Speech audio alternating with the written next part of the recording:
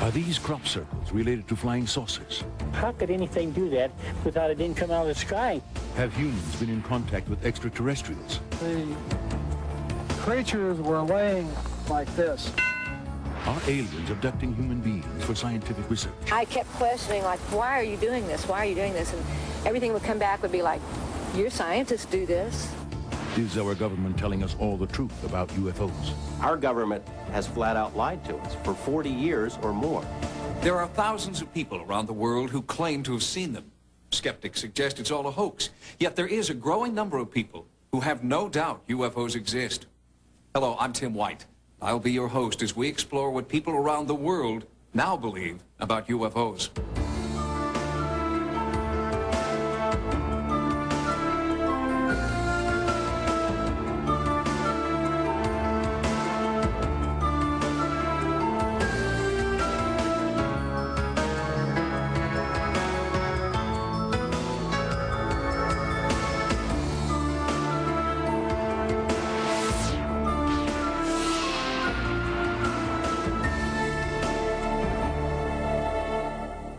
Flying saucers, creatures from another planet, unidentified flying objects.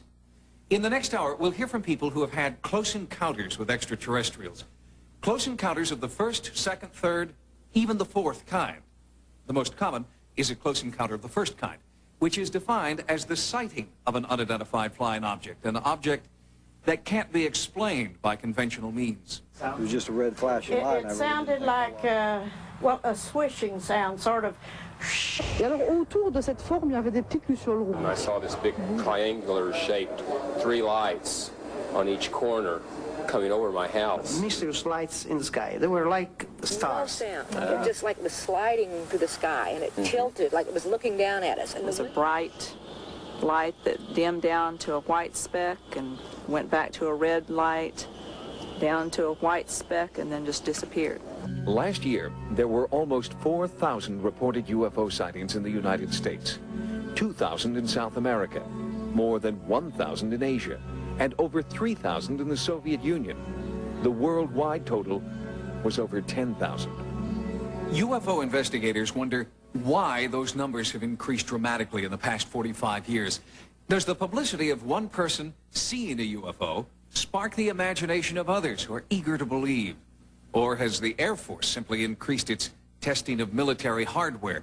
These are difficult questions to answer without tracing the UFO story. Let's start at the beginning. Cave art in Australia and the western United States, painted at least 5,000 years ago by prehistoric civilizations, seems to resemble modern descriptions of creatures from outer space. Halfway around the world, a 13th century fresco inside a church in Yugoslavia includes a flying vehicle. It would be another 700 years before technology made flight possible.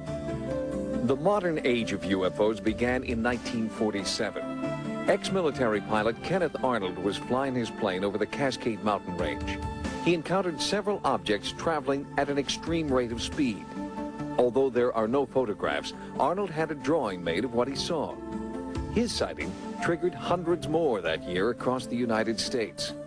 UFO mania reached a fever pitch in the summer of that year when the Army Air Force reported recovering a crashed saucer in New Mexico. The next day, the government claimed the disc was only the wreckage of a weather balloon. Meanwhile, sightings by credible witnesses continued. Commercial airline pilots saw things.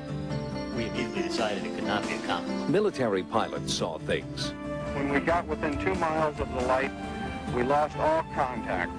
Local sheriffs in Dexter, Michigan saw things. Well, it was somewhat of an oval shape, looked like a toy top. Sightings of unexplained phenomena weren't limited to just the United States. Marina Popovich, a Soviet pilot with over 100 airspeed and endurance records to her credit, had her first UFO encounter in the mountains of southern Russia. После того, как я увидела шар, My first contact with a UFO was a rather special experience. It was in the mountains, and I saw a sharp ray coming out of a huge sparkling ball. Even some of the men and women who have been in space have reported seeing things they can't explain. Gemini and Apollo astronaut James McDivitt had his own encounter in June of 1966. While in orbit above the Earth, an unidentified object outside the window caught his attention. I happened to glance out one time, and there against the black sky was a white object. Geometry of it was sort of like a beer can or a Coke can with a pencil sticking out one of the round edges at about a 45-degree angle. What was it? McDivitt was able to snap a few pictures, but after turning the film over to NASA, the photographs disappeared. He suggests it's conceivable that other civilizations could have the technological know-how to make space travel possible.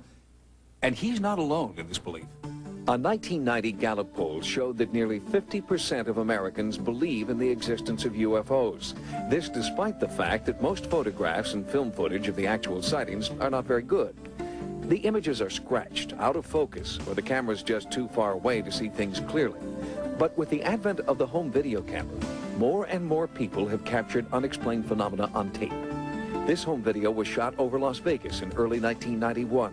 It shows 3 objects floating and diving in front of the mountains. Well, this is a spectacular maneuver. As you see, it goes in front of the mountains. It has the mountain as a backdrop, which gives you a fairly good idea of its distance.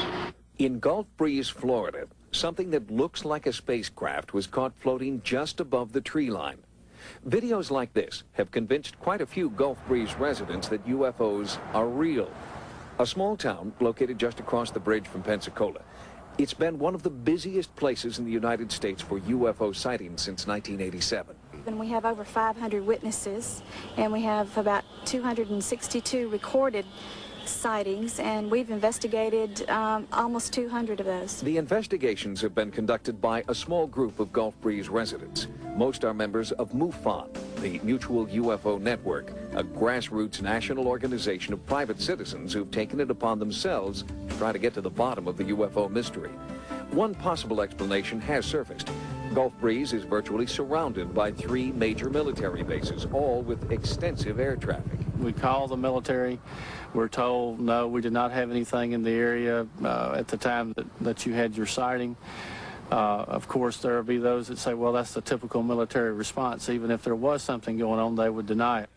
The wave of sightings in Gulf Breeze started with this man, Ed Walters. In November of 1987, Ed and his wife Frances took some amazing photographs of a flying saucer. Fearing ridicule, at first Ed kept the pictures to himself, but then he sent them to the Gulf Breeze Sentinel, the local newspaper. Publisher Dwayne Cook knew his reputation would be on the line if he decided to print the pictures. I was nervous, naturally, and my folks came in Wednesday afternoon while we were putting the paper together. And I said, you're not going to believe what we're getting ready to run in this week's paper. Showed them the pictures, and they looked at them and said, that's what we saw. So at that point, I more or less lost my fear of going with it because, you know, if your own folks see it, if you can't trust them, who can you trust? As it turns out, at least a dozen other people saw the same thing that night, including Art Hufford and several other people who then became members of MUFON. I never felt more alone than I felt that day, November the 11th, 1987, seeing this thing, and then later, nobody saying very much, and then, of course, several weeks later, you know, people were coming forward, and fortunately, you came forward a month later and said, hey, I saw that same thing. Dr. Bruce Maccabee, an expert photo analyst employed by the Navy with over 20 years' experience, spent several months studying the Walters pictures. Maccabee also had Walters use a stereo Polaroid camera the next time he saw something. Some of his early photos contemplated the possibility that they were hoaxed by a double exposure method. But there is a question of whether or not anybody knows how to fake stereo pictures and do it well. I concluded that doing the photography, if it was a hoax, combined with all the other sightings, the testimony of Ed and his family, the intensive investigation, all ruled out the possibility that this was a hoax. And so I concluded in late May of 1988 that it was real. Since 1987, South Shoreline Park has become a magnet for skywatching. The skywatchers have been able to videotape several unidentified objects. Most of them look like nothing more than small points of light in the sky.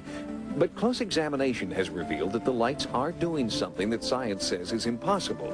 They move at odd angles, change size, travel at unheard of speeds, all while never making a sound. One of the more recent videos shows a light that was red, and all of a sudden it turns white and starts flashing. These extremely brilliant pulses of light. It appears that it's as if the actual size of the image, which would be related to the size of the light source itself, changed in like 1/30th of a second or so, from one TV frame to the next. We don't have anything that could do that, so far as I know. While the encounters continue in Florida, the most recent UFO observations have occurred thousands of miles away, in Belgium. An amateur photographer videotaped this triangular-shaped object in early 1991. Last year, there were 500 sightings in all of Europe. So far this year, reports in Belgium alone have totaled over 3,500. C'est impressionnant, donc il volait d'abord tout doucement, donc on le voyait avancer de cette manière-ci, et puis tout d'un coup... From prehistoric cave art to medieval frescoes to videotapes in Florida and Belgium, people have been recording strange things they've seen in the skies. What are they? Perhaps the answer lies out beyond the stars. At this point, just out of our reach. In July of 1991, astronomers reported the discovery of a planet 10 times the size of Earth, orbiting a star 30,000 light years away. If the finding is confirmed, it will be the first planet detected outside our solar system. Could it be possible we're not the only living beings in the universe? And while we're watching the skies, we wonder if someone might be watching us. When we return, close encounters of the second kind. Some UFO researchers claim that extraterrestrials have left behind traces of physical evidence. Why would it be exactly 46.5? No matter how you measure it, it's 46.5. Close encounters of the second kind are encounters that leave behind some form of physical evidence. Two types are most often reported. First, the bodies of cattle, horses, and occasionally wild animals, mutilated by some sort of high-tech equipment. Second are crop circles, enormous, elaborate designs that appear overnight, stamped into the fields, as if by some heavenly artist. To my amazement, there was a huge circle in an oilseed rape field up there. I nearly crashed the car because I was so excited. The crop circle phenomenon began in the mid-1970s. English farmers started finding giant circles in their fields, pressed into their crops with the precision of a cookie cutter. Many thought it must all be some kind of hoax, or perhaps funny weather. It was strange, though. There were never any unusual tracks leading out to the circles, and no reports of odd weather. Baffled scientists flocked to circle locations, hoping to find a reasonable explanation for the phenomenon. But one by one, theories blaming disease, helicopters, tornadoes, and hoax artists were shot down. I've come across many hoaxes, and you can tell them within 2 minutes, because the normal circles, the corners just simply gently move down and the stalks are not broken. Anybody that tries to reproduce a hoax circle by chain, trampling, any way you may think, will damage the structure of the crop involved. What does it all mean? Well, this is one case where your guess is probably as good as any. There are, as yet, no prevailing theories on how the circles are being formed. Remember, we are stepping into the unknown. Banded together into an organization for scientific examination of the circles, British researchers are baffled at the fact the bent-over crops keep growing and show no signs of any physical contact. They say their evidence does indicate the circles are formed in about 5 to 10 seconds and are caused by some tugging force, though the roots are not pulled from the soil. And the circles aren't confined only to Britain. Japan is one of the many places crop circles have shown up in the last few years, along with Canada and here in the United States, throughout the Midwest, in towns like Milan, Illinois. I thought to myself, how could anything do that without it didn't come out of the sky and come down here? Now they almost come down and do this because there's no way it could get in here. No alien droppings whatsoever, no. Might be a tornado or some kind of wind, but it's, why would it be exactly 46.5? No matter how you measure it, it's 46.5. During the last few years, while the rest of the world got used to the appearance of crop circles, British farmers found their encounters changing. Now, they weren't just circles anymore. The most amazing thing was that in 1990, in May, we started getting these pictograms, which are these dumbbell or barbell-shaped formations. with various features coming out of them, features like hands and claws, semicircles on the end, all of these things. We've never seen anything like that before. The British hoaxers who recently claimed credit for the crop circles could demonstrate only the crudest designs, and the quality and quantity of their handiwork left most experts unconvinced. When you go into the extra pieces that were there, the claw features, key pattern, that sort of thing, we found they were still as precise, and the floor patterns were very, very precise. It is impossible to reproduce an entire structure like that, which is nearly 300 feet in length, without creating an immense amount of damage in its construction. Despite attempts by a wide range of experts, no one has been able to photograph a circle being made. But strange sounds have often been recorded lingering within the circle area, sounds that can best be described as a trilling noise. And researchers do get plenty of reports of strange sightings. We've got, at least 20 or more cases of circles which have formed following UFO activity, or following globes of light which have descended into the field, or lights which have shone beams down into the field. Clearly, they seem to be related to electromagnetism. There's overwhelming evidence of that. But how electromagnetic forces can produce this effect, we don't know. What I think is becoming very clear now is that we are forced to conclude that because these patterns are very symmetrical and very beautiful, that they are designs. They are designs, and therefore there's a designer, and therefore there's an intelligence of some sort behind the design. This is the fifth cattle steer that's been mutilated since mid-spring of this year. North American livestock farmers are also dealing with a strange phenomenon that's been classified as a close encounter of the second kind. Although this one is as repulsive as the crop circles are beautiful. Since the mid-60s, some ranchers in the American and Canadian West have been finding dead animals in their fields. Investigators have dismissed predators as a probable cause because there are rarely any tracks around the body, not even the tracks of the animal itself. The carcasses are usually neatly cut open, organs removed with surgical precision, and as Joel Bradshaw discovered on his ranch in Arkansas, the aftermath is an oddly bloodless scene. The blood had been taken away. There was no blood nowhere. You could take a white piece of cloth and a leg in it, and you didn't get no blood or nothing. Some have said cult followers are to blame, but medical evidence makes that unlikely.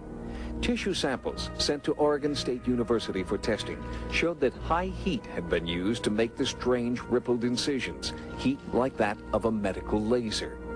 So maybe it's the work of high-tech cultists. Well, medical lasers didn't even exist when this phenomenon began, and even today's so-called portable lasers require a generator the size of a large freezer. Many farmers say they don't need medical evidence. They know their fields very well, and animals and humans would leave evidence behind. Human beings will always make mistakes along that line. They'll forget something or drop something, but there's no sign. You can go off 50 yards around it and never find anything. As with crop circles, UFO sightings often seem to precede the mutilations. There have been possibly 15,000 of these cases in the United States and Canada since the 60s. And you know, you look at the records, you look at if there's anybody been prosecuted, has anybody been arrested, and you don't find that. You don't find any prosecutions, you don't find any arrests. In a forensic sense, you use all the information, you look at all of it. And when you get all of that information and you run it through a sieve, you come out that there is some other non-human entity doing this. So who or what is plucking animals from their fields, only to return them later, dead and missing some of their organs? Journalist and documentary filmmaker Linda Moulton Howe, who helped bring the mystery to light with her book, An Alien Harvest, has a theory. The mutilations are part of some incredible extraterrestrial genetic research that is linked to the phenomenon of human abductions. What's unknown is the genetic experiment to make something from our DNA, the cattle DNA, other animal DNA, and take it away somewhere? Or is it to make something that is going to cohabit with us on this planet? Or some reason that is impossible for us to even imagine. Whether it's animal mutilations or crop circles, both close encounters raise interesting questions about what they mean. Could they be part of some extraordinary plan? One theory suggests that if the pictograms are formed by extraterrestrials, they may be a non-threatening way for preparing the human race for eventual open contact. I think there is a symbolism embodied in the circles which is highly relevant and something which we probably can't all understand at an intellectual level, but possibly we understand it at a subconscious level. I think there's great significance attached, though. I think that the circles will probably change all of us.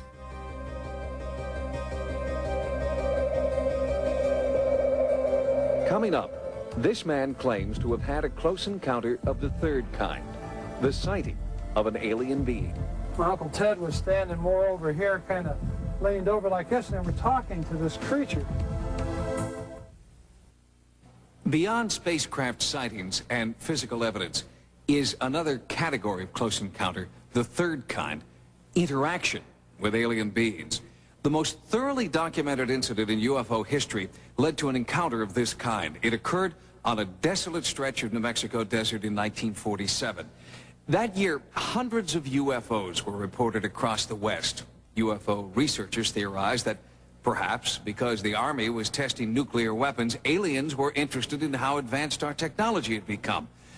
And on July the 2nd, one of those hundreds of flying objects supposedly crashed, setting the stage for a close encounter of the third kind.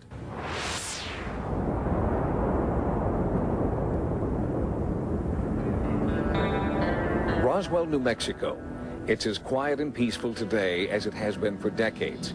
But on July 8, 1947, that tranquility was shattered by a local newspaper headline. Air Force captures flying saucer on ranch in Roswell region. The story described wreckage of a flying disc found near a place called Corona and was based on a press release written by the public information officer at Roswell Air Base, Lieutenant Walter Hott. This building here, building number 84, is a building I believe that they brought materials from the Corona crash and stored them in here temporarily. The chief intelligence officer at the base, Major Jesse Marcel Sr., was sent out to the ranch to collect the crash debris and transport it to the Army Air Force headquarters for examination. In the meantime, newspapers all over the western United States picked up the story.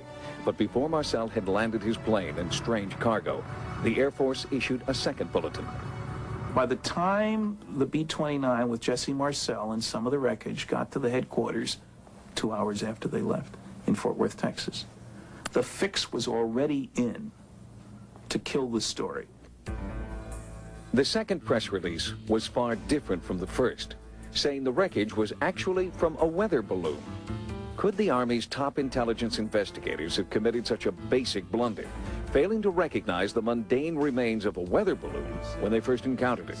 No, says nuclear physicist and part-time UFO researcher Stanton Friedman, who's been investigating the Roswell crash for over a decade. He says that while Marcel was in the air, the Roswell base commander, Brigadier General Roger Ramey, got orders from Washington to cover up the incident. And what he did was arrange for the wreckage of a weather balloon, the radar reflector on a weather balloon. And for a while, the saucer saga was forgotten, and might have remained so if Major Marcel hadn't rekindled the fire in 1980.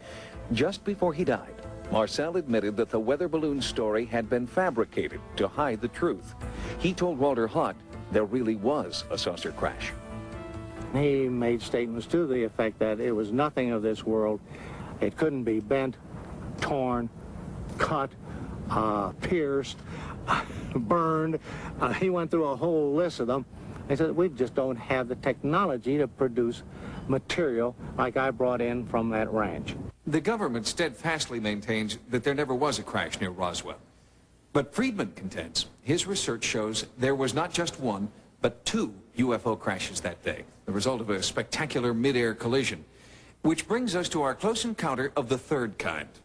Friedman says wreckage of the second craft landed some 200 miles away from the first. And this time, there were survivors. When I first came up to the craft, the creatures were laying like this. in a line, side by side.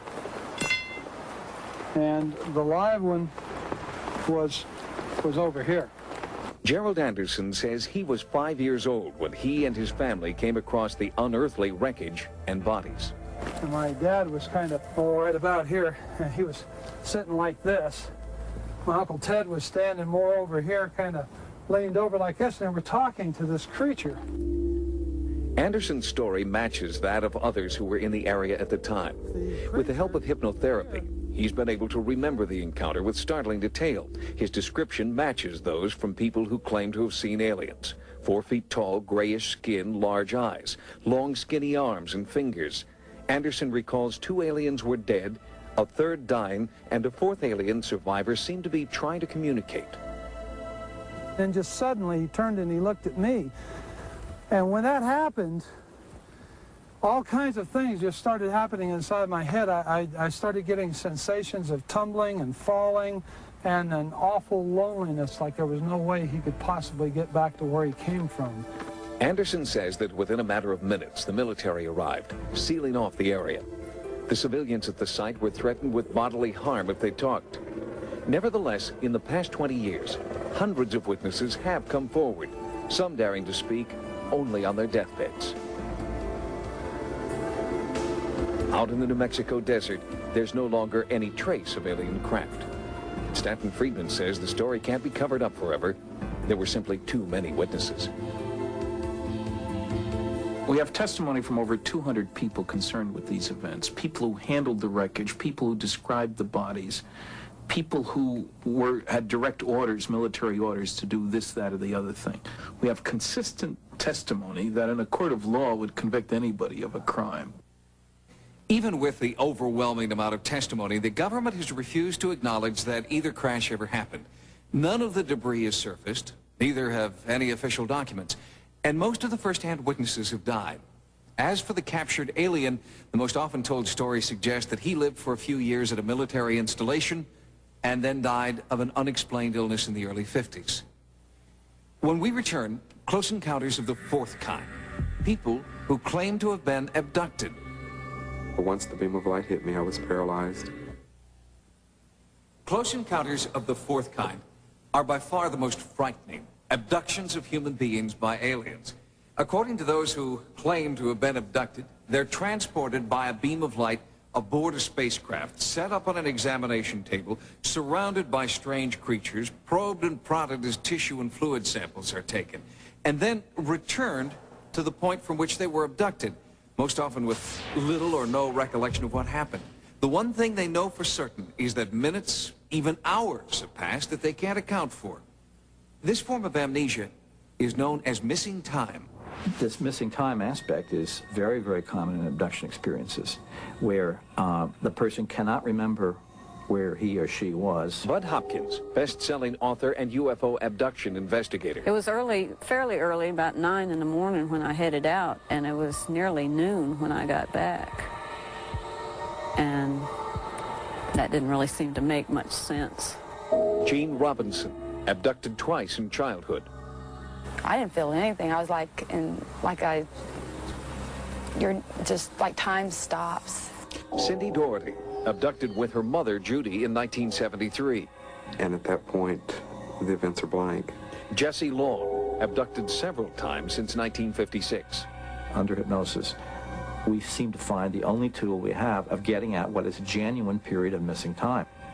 In recent years, hypnosis has gained wider acceptance as a reliable method to enhance memory of past events. Even police departments have used the method to help witnesses remember details of crimes.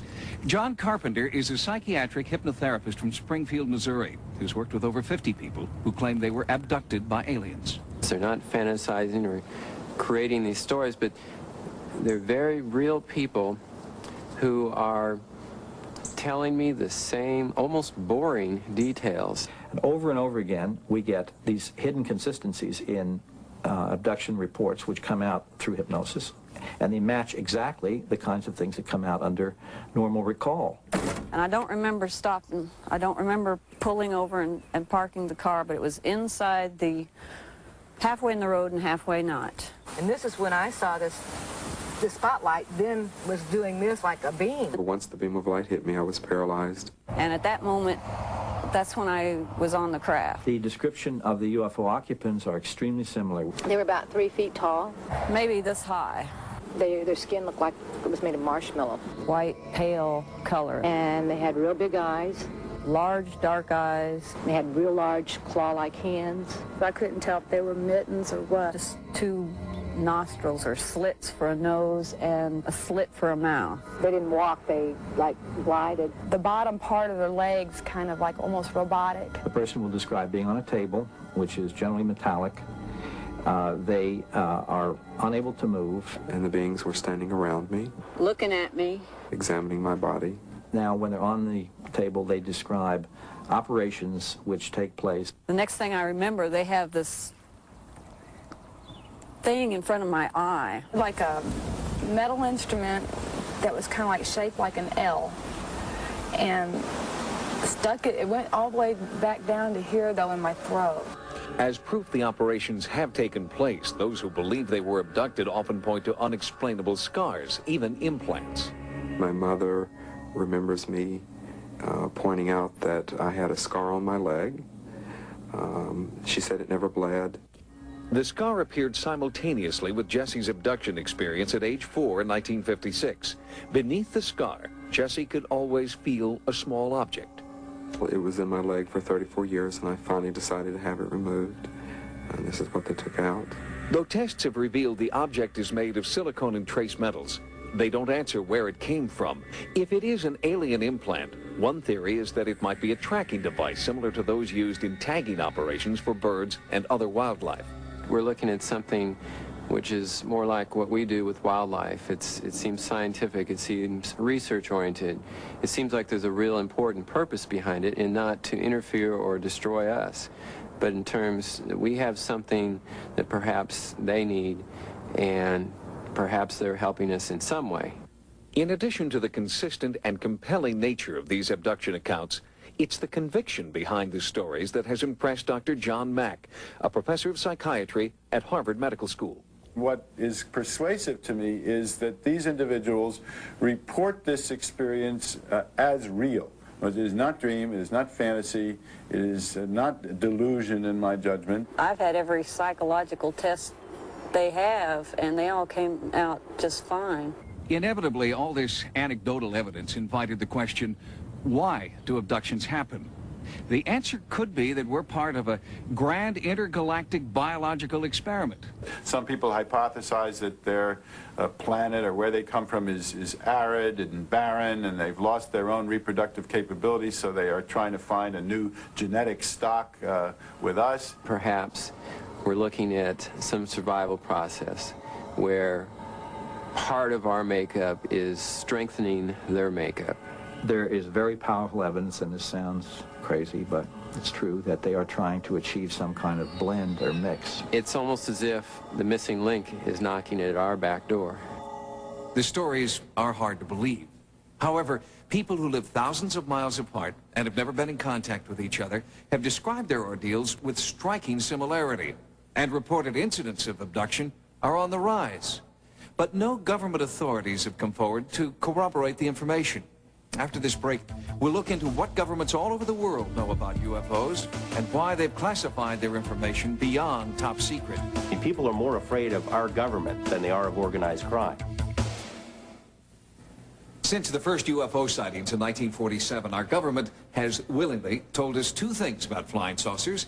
A, they don't exist, and B, no government agency has any more information about the subject than has already been made public. But UFO investigators charge that documents in their possession prove that the military and the government, since the end of World War II, have orchestrated a constant and effective campaign of disinformation concerning UFOs.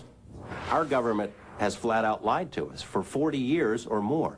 They've threatened people and intimidated people. They've spied on UFO groups, infiltrated UFO groups, spied on researchers, compiled dossiers. Their responses bordered on paranoia. In 1988, reporter George Knapp of Las Vegas CBS television station KLAS began investigating the U.S. government's involvement with UFOs. He says he's found evidence proving a massive cover-up that began in 1947 and continues to this day. The CIA says that it does not collect information on UFOs, and it hasn't since the 50s. There are reams of documents squeezed out of the CIA that indicate that they have on staff CIA UFO experts, agency personnel monitoring the situation on an ongoing basis. The FBI denied having any documents on UFOs in the 1970s, the early 1970s. 3 years later, they released 1,700 pages of information on UFOs, documents that they had. They lie. But for UFO researchers, there is one persistent problem with those hundreds of released pages. Most, like this 1958 UFO memo to President Eisenhower, have been highly censored, essentially making them unreadable.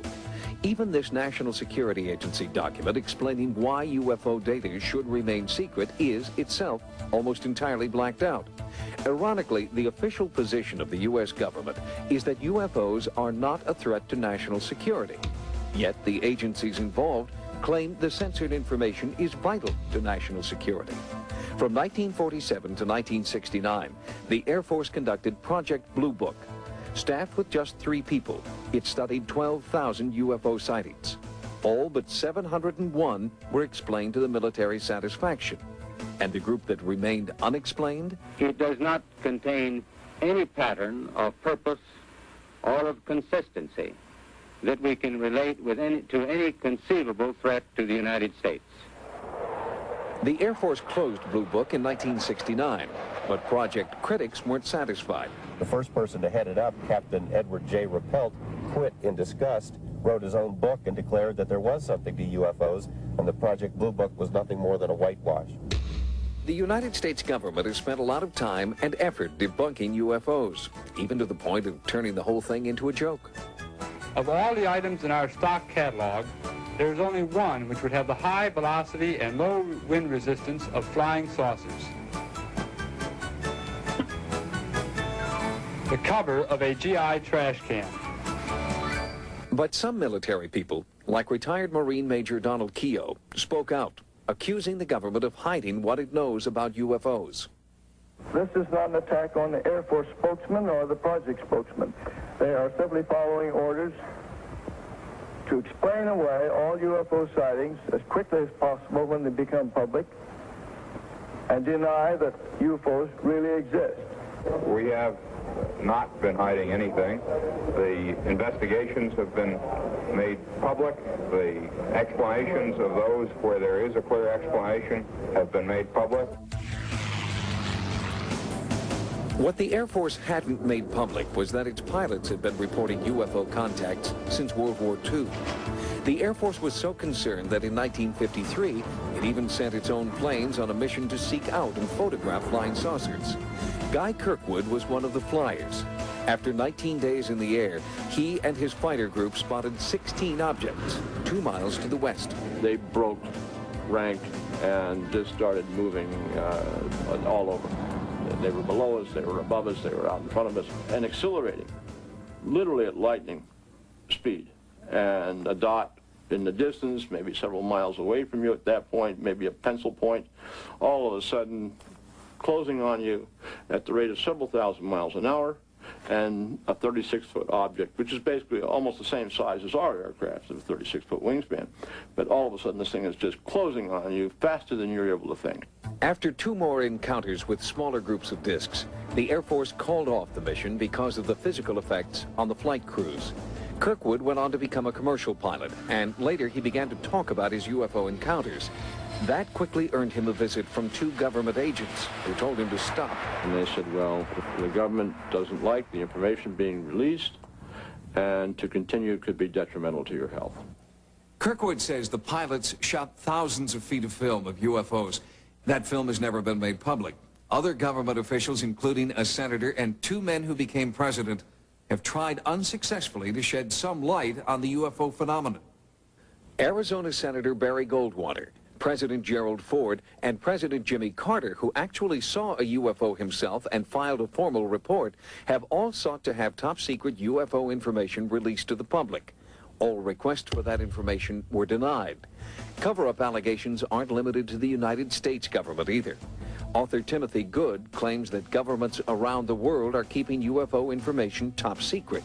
And in his book, Above Top Secret, he claims only an elite few have access to that information. I would like to emphasize that very few people in governments have the faintest idea what's happening, because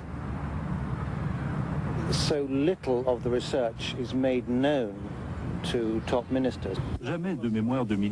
One country is bucking that trend. Belgium has acknowledged tracking unidentified, seemingly intelligently controlled craft in its airspace. Radar tapes released by the Air Force show an object jumping from 200 meters to 2,000 meters in 1 second, a distance of just over a mile. The Belgian Air Force has even put aside a plane to search for the objects. But the attitude of the United States remains very different. UFO experts claim our government is conducting top-secret research into UFOs in the middle of the Nevada desert. South of a dry lake bed known as Area 51 is a place known as S4, allegedly home to a super-secret government research facility. In the course of our investigation, we found a scientist who says he used to work there. Robert Lazar was shocked when he first discovered what it was he would be working on. I got out of the bus. I was told to walk directly through the hangar, and immediately, even before entering the hangar, you can see the edge of a disc. This is your classic flying saucer, 2 inverted pie plates, if you wish, with a segmented, larger area dome on top. Within minutes of that, I finally realized that this had nothing to do with something the government was producing. And that was quite shocking because everything inside was small. This is a full-size craft, 30, 35 feet in diameter, maybe 40. But you're looking at seats that are, 18 inches off the ground, obviously made, for something smaller. And certainly wasn't made for children to play in. Lazar says there were 9 spaceships in all, and he claims to have seen one fly. It began to lift off the ground almost silently. There was a hiss sound, like a corona discharge, if you hear around high voltage systems, accompanied by a faint, it probably would have been brighter at night, a faint blue glow around the bottom. As the craft approached about 30 feet, 20 feet, something like that off the ground, that corona discharge disappeared. The sound stopped, and the craft stood there silently and slowly drifted over to the left and then to the right. The government denies they're testing alien craft at S4. Lazar no longer works there and nowadays spends his time working on one of his hobbies, jet car racing. He alleges that after he went public, security officers at the base threatened his life. He also says that his employment and military service records have disappeared. Despite repeated requests, the government can't find them. The subcontractor who hired him for the job at S4 refuses to comment. But a few clues support Lazar's contention that he is a scientist and that he has worked for the government. This W-2 form indicates that he had been employed by the Department of Naval Intelligence. Before his stint at S4, Lazar claims to have worked at the Los Alamos National Laboratory. Los Alamos officials can't find any record of him, but his name does appear in a laboratory phone book from that time. Reporter George Knapp was able to track down a few of Lazar's colleagues who could confirm parts of his story. But when they talked to Knapp, something strange happened. One after another had visits from government personnel who basically intimidated or told them to back off, followed them around.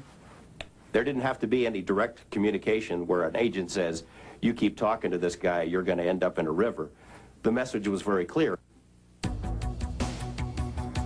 Since Lazar's story broke, Area 51 has become a hotbed for UFO sightings. Are you seeing what I'm seeing? Are you seeing this thing zip back and forth, or is it just, you see that? It just zipped to the left. See it again? While our cameras were there, a bright light appeared in the night sky. No. Utterly silent, it seemed to float below the mountaintops. Analysis of our videotape proved inconclusive. Those who might know the answers aren't talking. I've been covering organized crime in Las Vegas for 10 years, dealing with mob hitmen and mob informants, people who have been in the witness protection program. The fear that is generated by this UFO subject for people who really know about it far outweighs the kind of fear that the mob inspires. I mean, people are more afraid of our government than they are of organized crime. I am exactly sure of what I saw. I know what mainstream science is like. I know where physics stands. I know all of that. And this is an extraterrestrial craft. This technology is hundreds and hundreds of years in advance of us, and that's the end of that story. Tonight, we have heard from dozens of people who describe their encounters with UFOs and aliens. Well, if it's all true, skeptics wonder why aliens haven't landed on the White House lawn. Believers claim that they just might. UFO advocates have put forward one engaging theory. It states that we are being methodically conditioned for the eventual revelation that alien life forms do exist. More official UFO information has surfaced through the Freedom of Information Act. More people are willing to talk. And when the day finally comes and the facts are made public, the shock to our collective system would be minimal. But then, it's only a theory. For the UFO Report, I'm Tim White. Good night. Tomorrow night, make a date with the gang from West Beverly High. Catch a special presentation of 90210 right after Cops. And this Sunday, the Bad Boys of Comedy are back with an all-new In Living Color.